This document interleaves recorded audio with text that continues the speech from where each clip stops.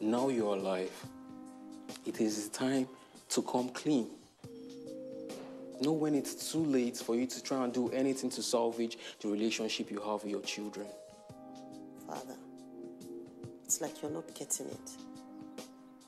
I tell them something like this and I lose them for the rest of my life. Perhaps. Or you just might be able to start afresh. Sometimes, humans are capable of extraordinary love.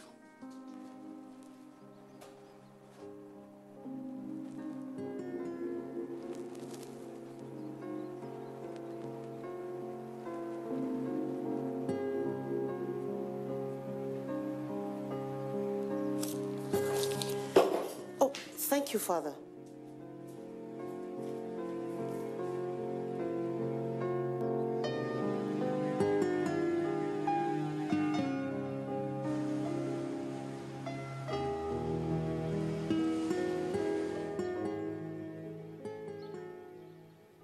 Chichi, Chinwe.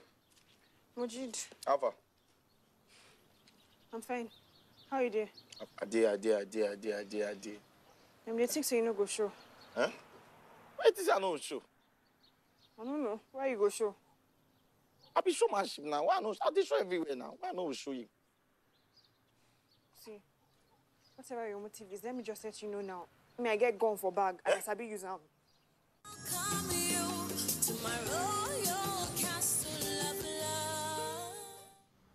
Chinwe, you won't kill me.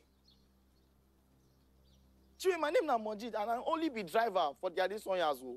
I'm driver, I don't be investigator. I don't be assassin. And I won't help you, Chinwe. I won't help you. And I'll tell you what I feel no. Master never did out since week. Where is he now? I don't know. I don't lie. You don't know. I don't know. You don't know where Maxwell did. I don't know where Maxwell did. What did you not bring me out for? What shoes are you then to me? Chinwe, calm down. You know, say, as Mojid where I be Google. I'll find them. But please, I want me help me do something. No reach that location, our house. No reach there. I beg. I just go to beg you. We'll find who kill your brother. If na Maxwell kill him, we'll find. Now Maxwell kill him. Now Maxwell kill nephew. Maxwell killed my brother. Hey, if na Maxwell kill him, if na Maxwell kill nephew, we'll bring him to justice. Now what happen with that? Now what will do? Don't they shout for me like say I don't do anything now. I don't do anything. We'll bring him to justice. We'll bring him to justice. We'll bring everybody to justice. What if they can't catch you, Ko? They catch me? Me? Catch me? Worse, what go happen? Say I die. I will die. Not if I die. And not if we say me person die for justice. Chiwe, I die. Justice, I die. I know they fear death. I die. Okay. Thank you. Wait. Don't take me here too. You go and see there your bag. I go close my bag now. No. Go no day, Gabby. Remember what I talk. I will die for justice. Not you will kill me. Yeah? Thank you. If there is something you're trying to get to, can you get right to it?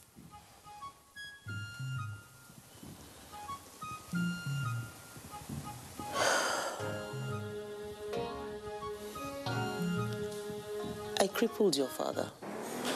Baby, truly, in your arms is the key to my heart.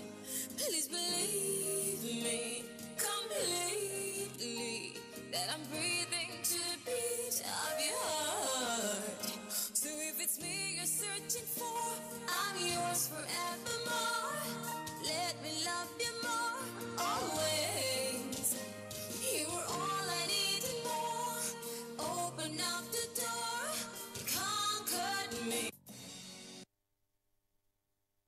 First to report by uploading first-hand information on the U-Report link, and be the first to know by simply clicking on any of the links on the sidebar for headlines, domestic and foreign news, economy, security, politics, sports, and more.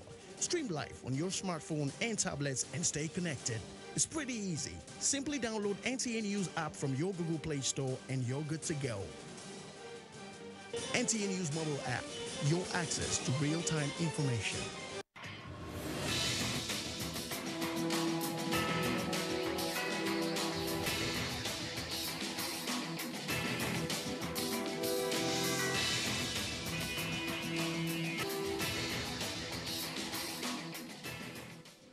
Imagine a station where you access information. Think of a station that creates awareness for national development. Imagine a station that prepares you for a bright and greater future. A station for all ages.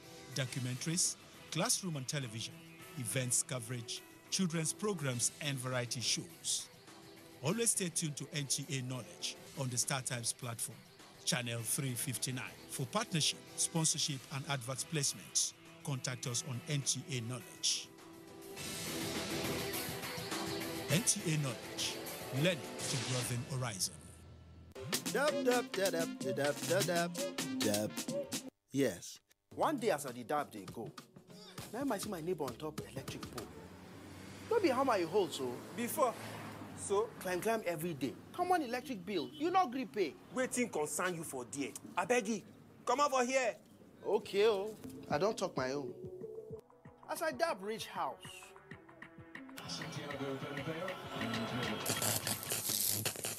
Yay! Fire! Fire! My brand new flat screen. Hold up.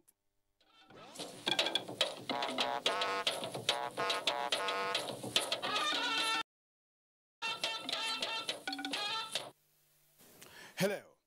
Urbanization is a growing phenomenon, and so is the consequent waste generation and its management. And this is where we anchor tonight's edition of the program. Good evening and welcome. One of the major environmental challenges confronting urban cities in Nigeria is solid waste management. This is despite plethora of policies and regulatory measures by state government authorities to put in place sustainable municipal waste collection and disposable method. Worthy of note is the fact that most Nigerian cities are inundated with slums, prompting increasing urban population and consequent generation of huge amount of solid wastes. The problem is becoming intractable as it is proving more difficult for many cities to cope with urbanization, pollution, and concomitant generation of huge garbage, apparently due to lifestyles and consumption patterns. Where waste collection is exclusive, we still record less than 50% efficiency in waste management, with exception of Lagos, Calabar, and possibly Abuja. Now, some observers believe that the core of the challenge are absence of inadequate policies and implementation, enabling legislation and environmentally stimulated society. Now, application of technology in solid waste management has been adopted in states like Lagos, Calabar, and perhaps a few others, where recycling plants have been established to convert wastes to products, targeting paper, plastics, electronic equipment, metals, and glass. But there is more to waste than the few just mentioned. Now, is there any gap between policy formulation, execution, and implementation which exacerbates the challenges of solid waste management in cities in Nigeria? Answer to this and many more questions will be sought from experts as we begin another edition of Weekend File. My name is Kirian Umayo. Let's do it again. The news is first. Now, an extraordinary session of the Conference of Heads of State and Government of the Community of Sahel-Saharan States has ended in N'Djamena, Chad, with adoption of a revised treaty as well as a declaration on peace, security, and stability in the region. During the event, President Muhammadu Buhari made a case for wider cooperation amongst member countries towards checking the illegal flow of small arms into the hands of militia forces, bandits, and insurgents, now threatening human rights and internal security in Nigeria. State House correspondent Adam Sambo has that report. Issues relating to peace, security, stability, and sustainable development dominated discussions at the conference, holding for the first time in 6 years under the chairmanship of the Chadian leader, President Idris Deby. President Muhammadu Buhari, who was amongst the heads of state and government of the community of Sahel-Saharan states in attendance, worked closely with immediate neighbors in the last few years to stem the widespread availability of small arms and light weapons making their way into Nigeria. He told the leaders present during the closed session that recent developments have been very disturbing and therefore the urgent need for support from a wider cycle of countries towards curtailing the dangerous trend. And in view of the significance of SENSAD, as the organization is called, and the role it can play in furthering domestic security, President Buhari ordered the reinvigoration of Nigeria's interest and approved the payment of the backlog of unpaid funds. We have to pay tribute to the President for attending this conference, fundamentally because they are adopting a very holistic approach towards addressing the core challenges of the insecurity bedeviling the region. We believe that in the not too distant future, Boko Haram, they will be consigned to the dustbin of history. And I actually congratulate the head of states for taking it as a matter of priority to look at the security of the region. It's important, very, very important.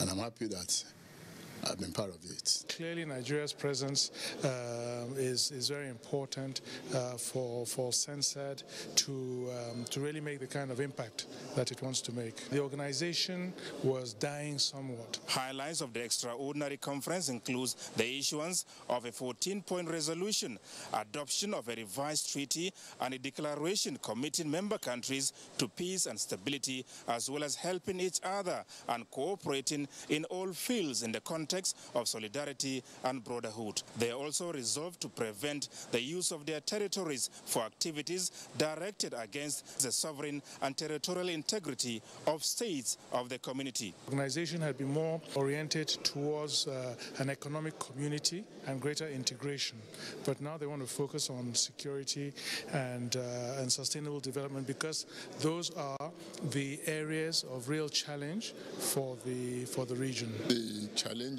within the Sahel-Sahara region in terms of security is enormous, particularly of cross-border issues, the issue of proliferation of small arms and light weapons, smuggling of drugs, and also terrorism. So coming together,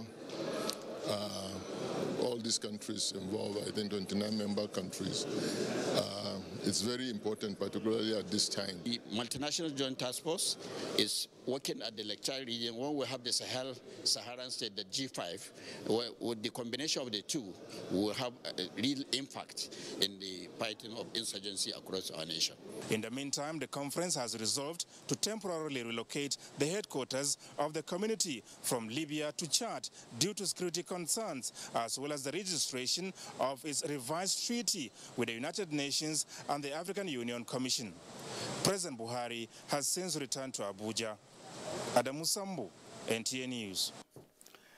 And President Muhammadu Buhari reminds parents of kidnapped Chibok schoolgirls in Borno State that he has still not forgotten their daughters who were kidnapped from their dormitory 5 years ago, precisely on April the 14th, 2014.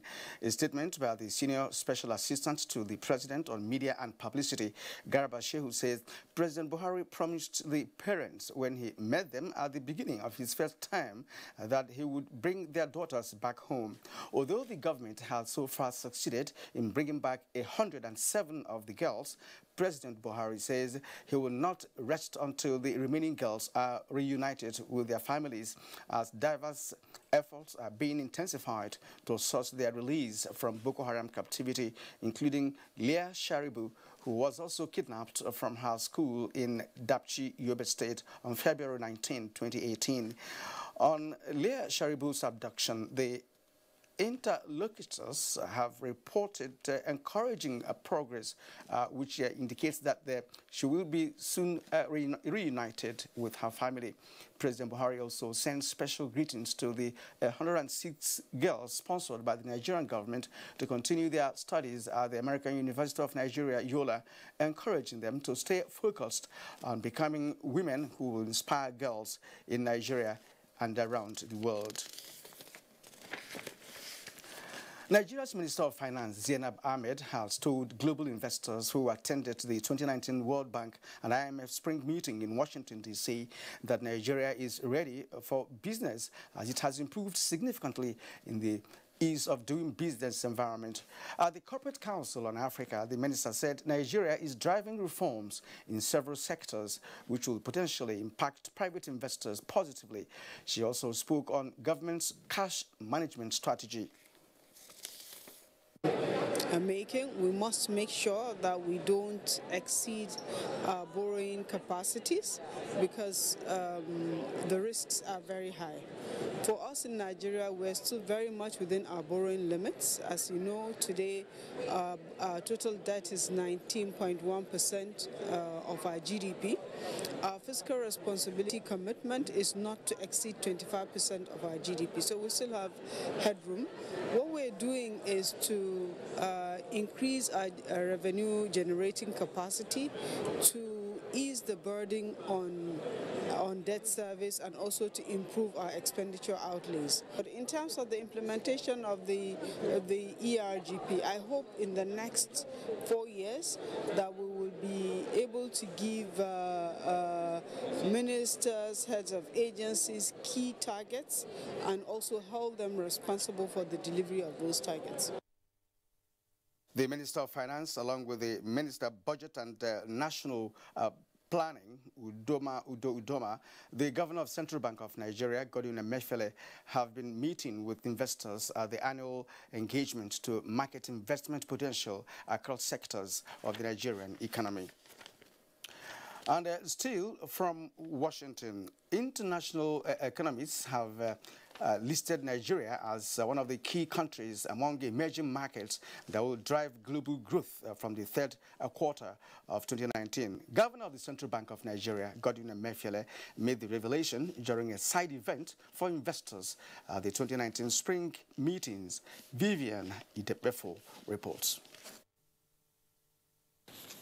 A delighted Emefiele who took his time to share some of the positive vibes from the closed sessions of central bank governors, ministers of finance and international collaborators, disclosed that more than $5 billion have flowed back into the country, contrary to what obtained in previous election years. The central bank and the federal government are open to foreign investors who are keen to support our efforts at unlocking the immense opportunities in our economy, knowing that it offers mutual gains to both the investors as well as Nigeria.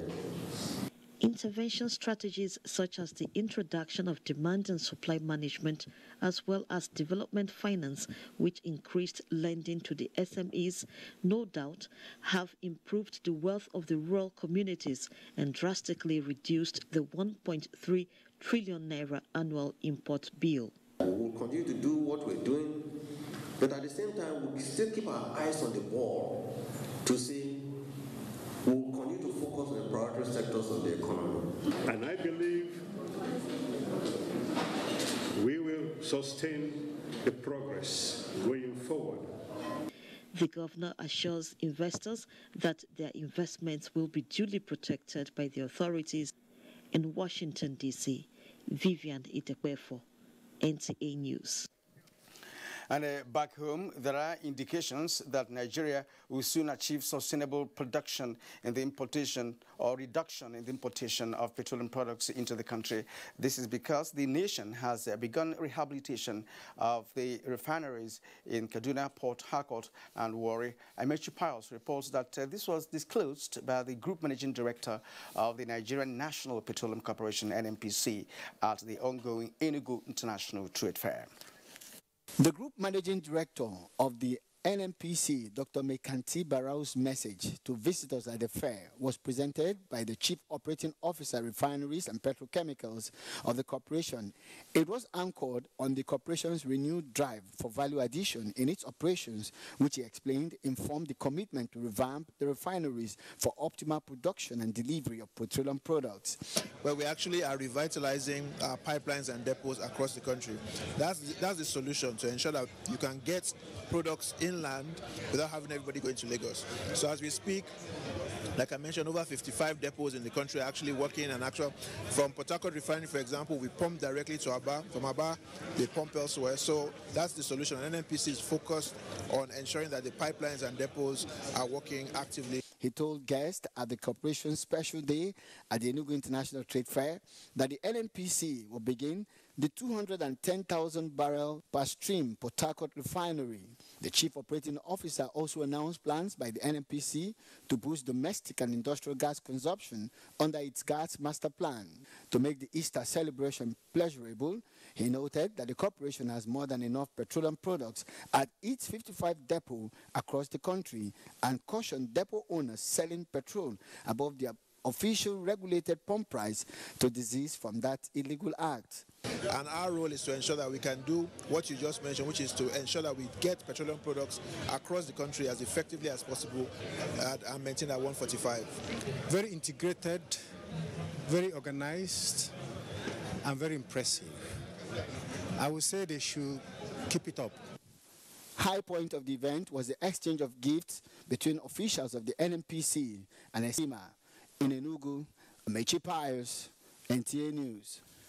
The Southeast youth leaders of the All Progressives Congress, APC, and other youth stakeholders in the zone have commended President Muhammadu Buhari and his wife Aisha for their efforts towards giving the youths their rightful position in the nation's polity.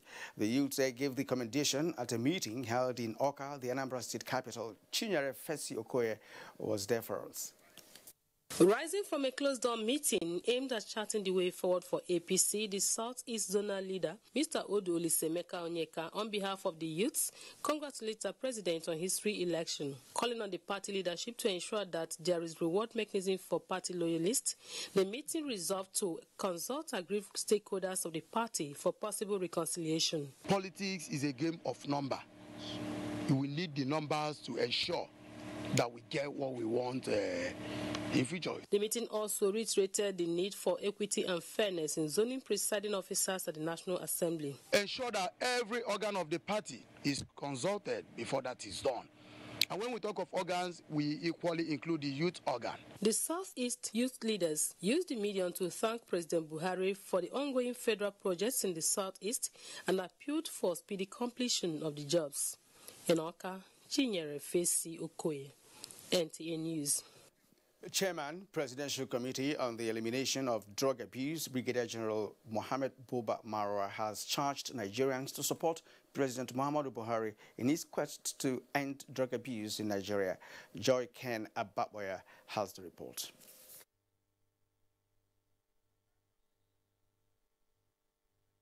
Premier Medical Warehouse. The facility is where life-saving public health commodities, especially narcotic medicines, are stored for onward distribution to health facilities across the country. The Presidential Advocacy Committee for the Elimination of Drug Abuse team visited the facility to see firsthand the processes of receiving and dispensing these controlled medicines across the country.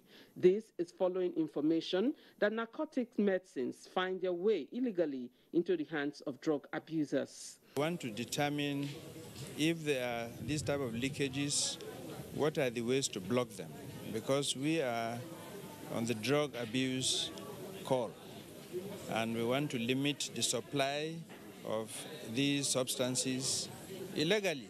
The team assessed ledgers and other documents and were taken around the storage facilities. And we have been properly educated today. We've seen the records, how they are kept.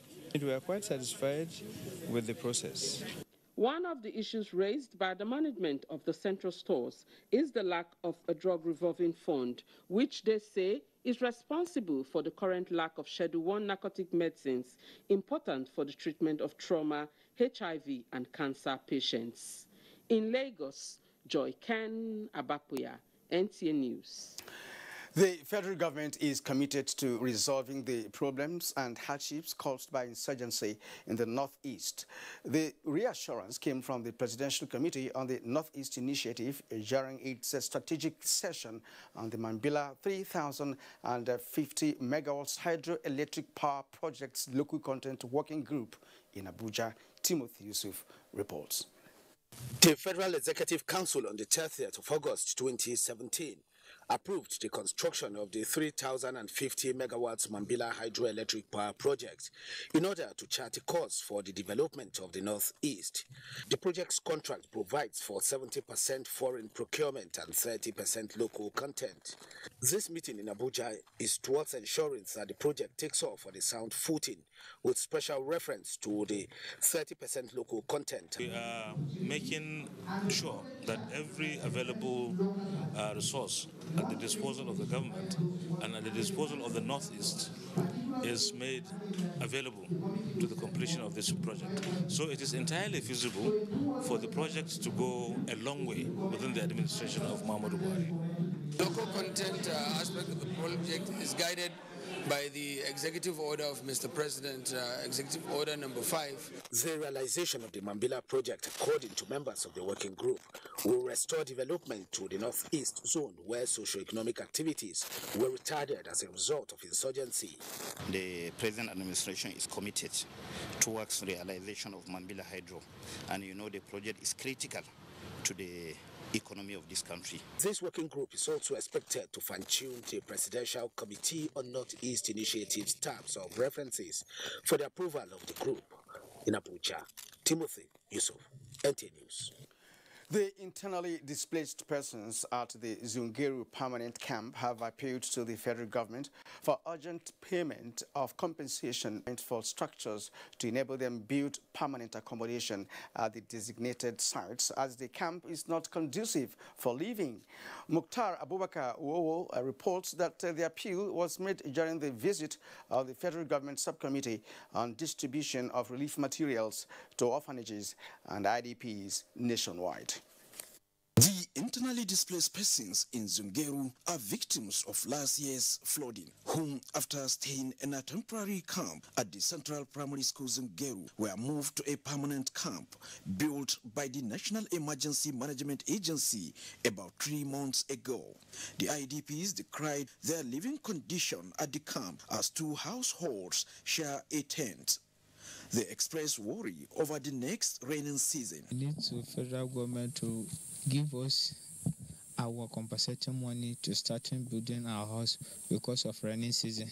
Meanwhile, the federal government subcommittee on distribution of relief materials to orphanages and IDPs nationwide has visited them for identification and verification. The subcommittee has also visited the Niger State Orphanage as well as the home of the physically challenged persons for further distribution of relief materials. There are so many quantum of rice all over our warehouses nationwide. In order not for these items to go bad, the federal government decided that these items should be given to the needy. The relief materials expected to be distributed include rice, clothing, and other food items seized by the Nigeria Customs Service. In Mina, Mukhtar Abubakar, NTA News. On a sad note from Gombe State, Fatia Awal Abba reports that an unconfirmed number of people have died following a petroleum tanker explosion earlier today, while many others have been injured. The petrol tanker explosion, which occurred along Gombe-Maiduguri bypass road around 12 noon, was due to brake failure.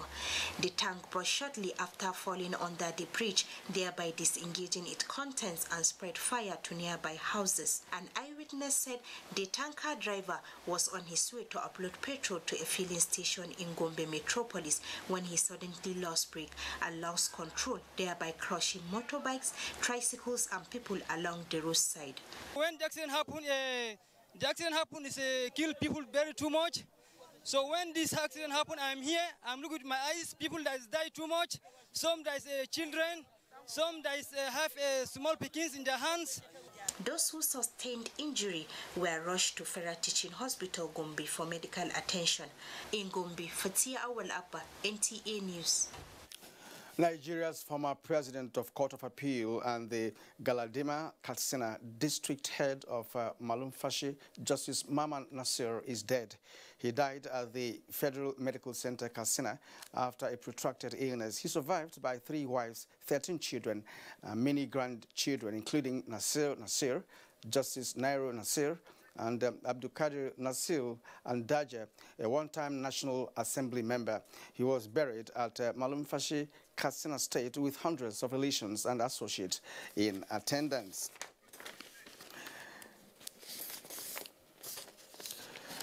Now, and the late Justice Mama Nasir is associated with a humble personality. Ruth Aguele gives us more insight into the personality of the late president of the Court of Appeal. The main reason I want to talk is to talk for you. If you look at yourselves here, we form a reasonable representation of Nigerians. If you despise yourself, we don't say that I say it for you. So we have a duty and the honor to accept the responsibility given for us. It's a very serious and important responsibility that we help build our great nation. If you think you come here to destroy your future, you are making a terrible mistake. Tomorrow is for the Almighty. A sad loss to the nation. A man who has left an indelible mark.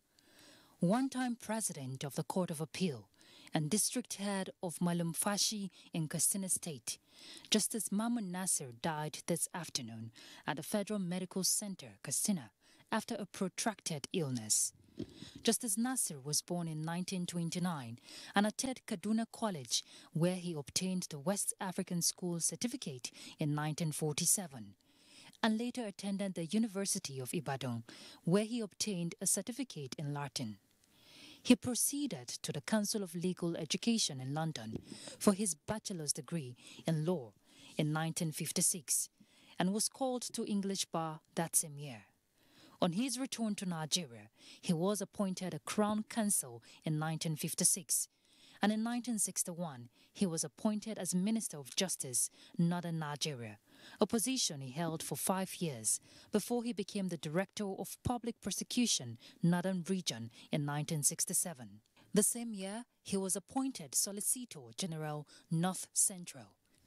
Late Justice Nasir held the position for 7 years before he was appointed to the bench of the Supreme Court of Nigeria in 1975. And in 1978, he was appointed President, Court of Appeal. He held the position for another 7 years until his retirement in 1992, to ascend the throne of Galadima of Katsina, and was stubborn on May 9, 1992. No doubt, the late Justice Nasir has left a great legacy that he would be remembered for, especially for his selfless service to humanity and the nation at large.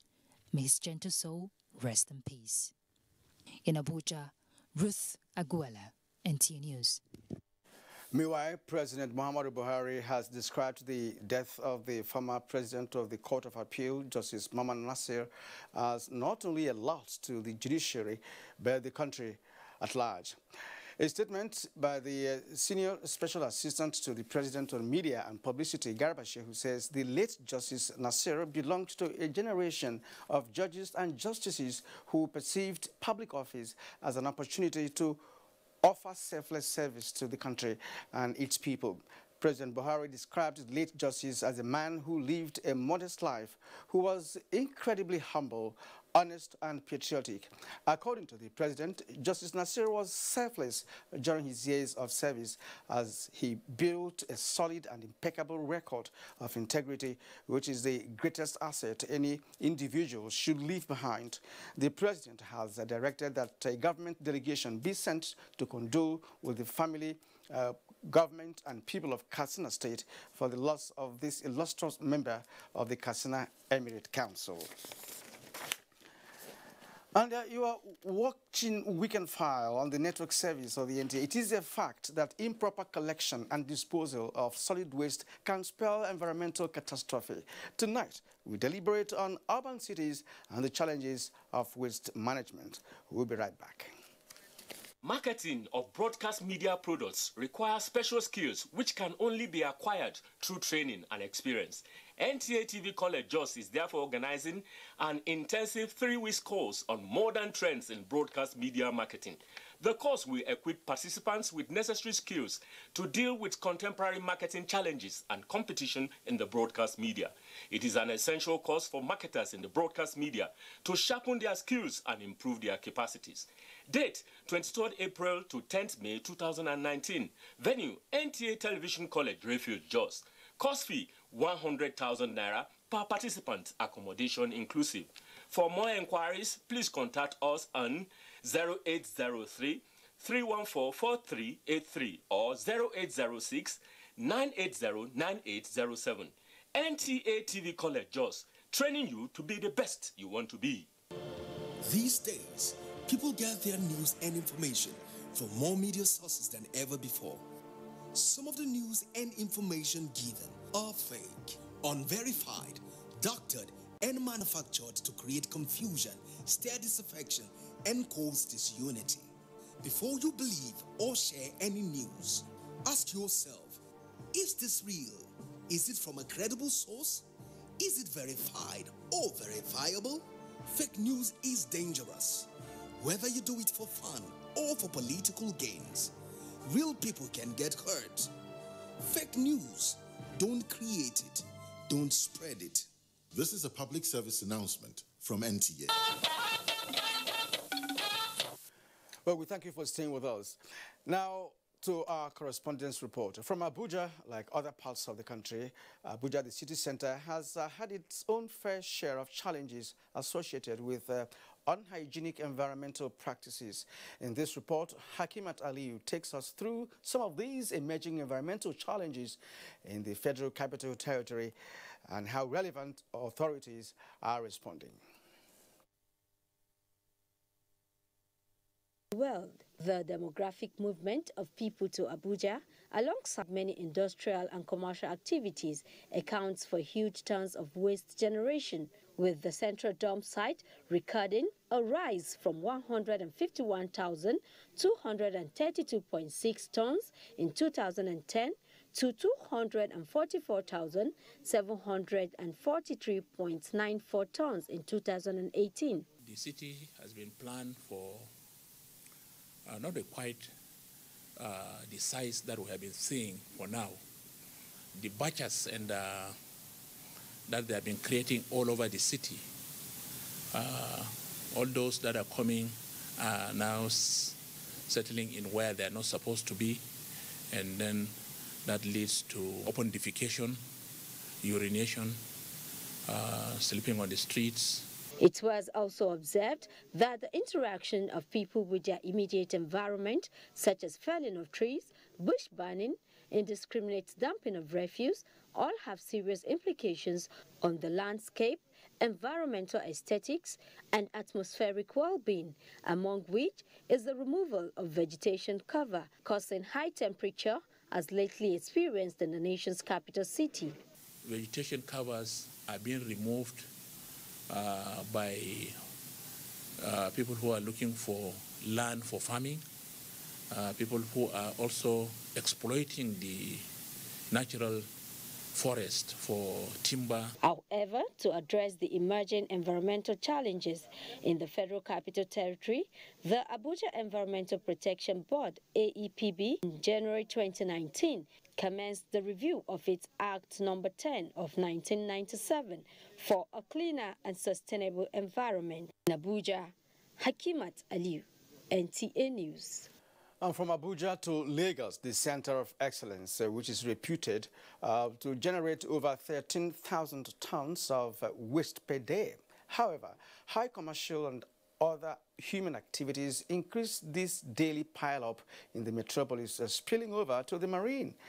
Jennifer Igwe reports that in spite of strategies to manage the endless stream of solid waste in Lagos, heaps of refuse and indiscriminate disposal keep increasing. In the 1990s, Lagos had an ugly reputation for being one of the dirtiest cities in Africa as a result of refuse dumps that literally lined most roadsides, highways, and neighborhoods. From 1999, the state government adopted a holistic approach to waste management that changed the dingy status quo of the state. Private sector participation, PSP, and regulations by the Lagos State Waste Management Authority helped in the door-to-door collection of waste for a fee. The state government subsidized payment for very low-income areas. The strides the megacity achieved in waste management suffered a setback when it shifted from its PSP door-to-door waste collection, the use of its transfer loading station that reduced waste transfer time to dump sites, and the regulatory role of Waste Management Agency. The state government has a reason to have a rethink being reviewed to allow Loma take charge of his role as the regulatory agency and also to allow the social investors, which are the PSP, to actually continue their own role as household waste collectors. Experts say majority of waste materials in Lagos are plastics that are non-biodegradable and most times clog drainage channels and subsequently end up in the lagoon, seas and ocean. Fish, they could bioaccumulate in the body of the fish, and these are the things we also feed on, which could lead to all kinds of these. Waste to wealth programs by the state government and others in the private sector are helping to recycle waste. Bottles that we have, the covers are used as much as when we crush them to produce pallets, they now end up becoming things like packers, dustbins, even the hangers that we are using in our homes. The state is out to create more social investments that will turn waste to wealth. In Lagos, Jennifer Igwe, NTA News. Thank you, Jennifer. There is no gainsaying the fact that solid waste management is the most pressing environmental challenge that urban and rural areas in Nigeria are faced with. Ijoma Ugoke hints at a peculiar environmental challenge in Enugu State and response to them. This issue is being compounded by increasing human and vehicle activities in the state, as well as the fact that the agency saddled with the responsibility, ESWAMA, has not improved on the existing platforms and methods to evacuate and collect waste. The cities in Nigeria has what is called sanitary landfill system, whereby all the waste that are generated by different households and institutional development and multiple agencies are aggregated and carted away to these dump sites where resource can be recycled. But what you see is an enlarged dump site whereby you aggregate both degradable and non-degradable. It's giving us a very serious concern that the citizens or people residing in Enugu are not complying with the practice that is ongoing. For example, we have one. We experience from time to time non-bagging of refuse, because here in Enugu we have this practice of you have to bag your refuse from your household or from the source of generation of the solid waste, bag them properly, take them to the nearest dumpster. From that point, our trucks goes there to collect them. It has been also of waste to wealth, which every state is expected to key into. The idea to provide machinery that will help crush the waste and convert to other use. But those machines, experts say, are not on ground in Enugu State. Plastic industries make use of broken plastics. Bottle industry make use of bottle disting, and as well as metal industries make use of scrap metals for recycling. You see absolutely that even if 80% of waste are generated in the city to the dump site, that 80% goes back into agricultural production as well as into other secondary industries for as semi-raw materials. They, however, advocated organized and systemic dumping and channeling of waste to ensure disposal with attention to accepted public health and environmental safeguards. In Enugu, Ijomu Gweke, NTA News. And Kaduna is next on our lineup. Converting solid waste to wealth is a major, and how they are addressing the challenge is what Ibrahim Bello Gunda tells us in this package. Waste generation and disposal are recurring features in residential neighborhoods, markets, school premises, business areas, and cities. In Kaduna State, the government is collaborating with environmental agencies to evacuate solid waste to designated dump sites, clean up the streets, and seal drainages to ensure safe and conducive environment.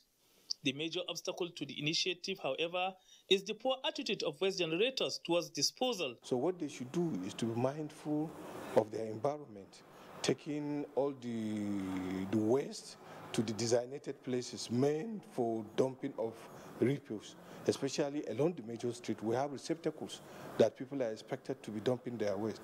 And indiscriminate dumping of waste is unacceptable. Environmental experts observe that though Kaduna State is doing well in terms of evacuation of refuse, there is the need to do more, especially in turning solid waste to wealth. So the waste shouldn't be put in together. It should be separated and be segregated. So as for Kaduna State, it will create employment for the state, and it will fetch something to what? That will boost the economy of the state as a whole.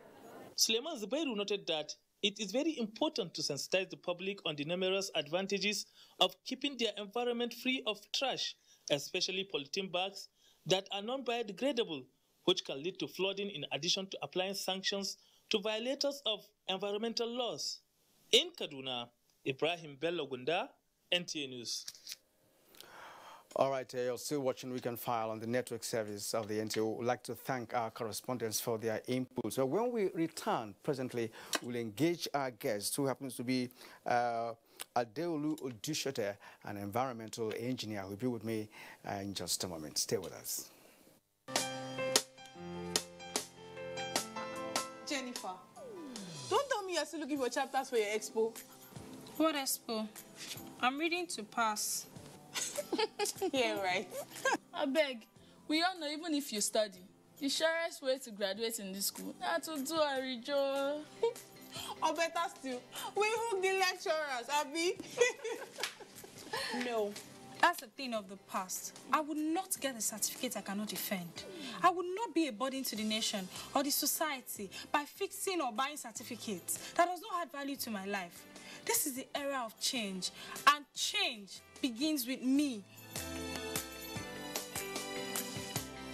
This message is brought to you by the National Orientation Agency in conjunction with the Federal Ministry of Information and Culture. You can follow us on all our social media platforms: Facebook at NTA Network News, Instagram at NTA Network, Twitter at NTA News Now, YouTube at NTA News Online, or visit www.nta.ng. For live streaming, visit www.nta.ng/live. Now, you can stay updated on the go, be it on your TV, iPhone, laptop, or iPad, or download the NTA mobile application from your Play Store or App Store. NTA, you can beat the rich. And with me now is engineer Adeolu Odushote. He's, of course, an environmental engineer. He's joining me on this week's edition of Weekend 5. Good evening and welcome, Engineer Odishote. Kieran, good evening. Good to be here. You know, from the reports that you watched, you must have appreciated, the level of poor, solid waste management in Nigeria. Even Lagos, that Nigerians have been commending over the years for tackling this menace. It does seem that the solid waste management is overwhelming this city. What's your take on what you've watched so far? You'd remember for the report from Lagos, reference was made to 1999 when the public sector participation started. And then somewhere along the line, rather recently, it turned out that that process kind of got put in the back burner and something else was being tried, which is looking like it's not really working. The law of matter says cannot be created or destroyed. It could be manufactured, it could be moved around, but understanding it makes it clear that you don't wake up one day and it looks like a spirit or something just drop materials on the streets. They must have been put there by people. They must have been moved there by some human influence. And they're not destroyed also. They must be moved by some planned program that ensures that, the management of waste is really done properly. PSP, as it was called at that time, is one good example of trying to grapple with how materials that eventually are called wastes get generated and get disposed. If you truncate somewhere along the line the continuity of the flow of the material, you have a problem because the things will not move themselves away. And that is the kind of thing that we learn from in the Lagos experience that also tells us about how generally people should think about what they are doing to create that backlog, as it were, that is stopping what should be the flow of material, started as a generated waste to the point where it's properly disposed. Now, waste management is completely under the purview of state governments because we're talking about cities in Nigeria. And one wonders, if this has become so overwhelming that it cannot be tackled. No one state can, boast of, efficiency in solid waste management. Are there budgetary provisions, allocations for this kind of project in states? I don't know for sure, but I'm thinking that if this is a sector where a government, makes provision for annually, that definitely we're talking about policy and the implementation mechanism and what have you. So what have you observed, knowing that cities in Nigeria are not properly managed when it comes to waste management for a very long time? Kieran, there's no state you go to that would not talk about some Ministry of Environment. And for each one, there's a program about policy towards environmental management, making budgetary allocations to it, and establishing some institutional frameworks, legal, social, that will make sure that these things work. And it can't just be left at the state management level only. That's why we have also the federal ministry that is involved in environment. There's also, even at the local government, which is where it really matters because that's where the tire hits the road. People should be involved in making sure that things happen. But as we have it, so many of these things are established, perhaps at times on paper, and it requires that there is more effort, more coordination within ministries, across ministries, because when you're talking about waste, you cannot just leave it to a sector only. It's something about our lives. Every action, every part of our lives would generate waste. And that means that you cannot just leave it to say the Ministry of Environment would be involved and would solely be involved in making sure that the things are solved. It has to cut across education, social programming, finance, and all the other things that make the cycle get closed. So you now ask yourself, how are these different points of action connecting with one another? And even in the Ministry of Environments, across the national umbrella and in the different states, how are these things really getting coordinated? Quite some money gets spent. But if you do not handle things in the place where it really matters. It's like really hitting the jugular, as it were, where when you get it right there, other things start to flow. If you do not do that, it's just going to be cosmetic. I've been in situations where I'd seen commissioners in states go sit down and watch people just clearing refuse dumps and so on. And every time I see that, I said, what a waste of effort, because that's not what should happen, basically. You should be talking about dealing with things more fundamentally. The awareness of the people, the education of the people, social engineering and programming, and what takes people to be involved. And not get to a point where it looks like, let's just throw it anyhow.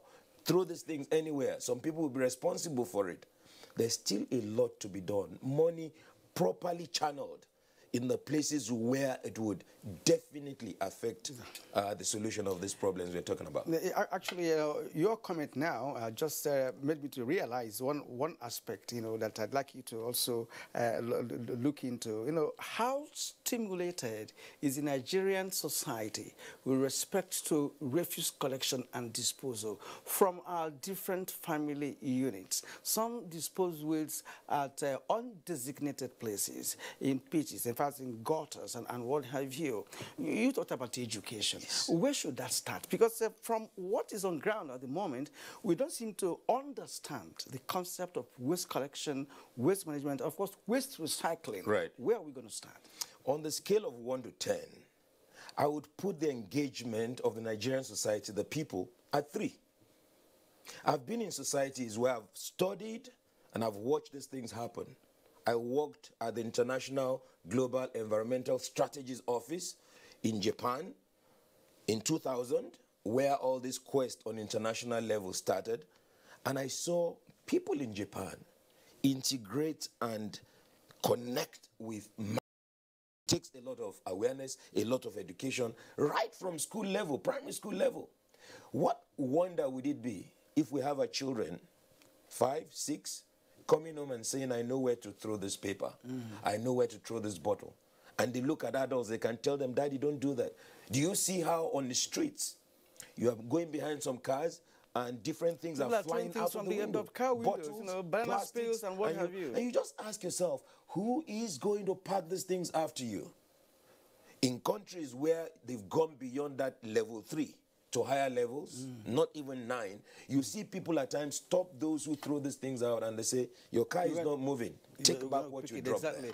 When we get to that stage, we start to understand that people are engaged. Let me ask you, what should be the role of the private sector in this? And of course, the government can, the private sector may not really make any appreciable input without an enabling environment which should be created by state government. Right.